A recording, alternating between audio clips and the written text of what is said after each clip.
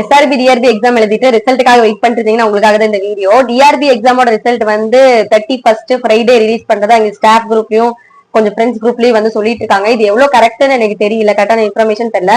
ஆனா நாளைக்கு ரிசல்ட் வரதுக்கான வாய்ப்பு அதிகமா இருக்குன்னு சொல்லி தெரிஞ்சுக்கலாம். என்னதான் வந்து நல்லா எக்ஸாம் எழுதி நல்லா பாஸ் பண்ணாலும் வேலைக்கு போயிட முடியுமா அப்படின்னு கேட்டீங்கன்னா எனக்கு தெரிஞ்ச சந்தேகம் தான்.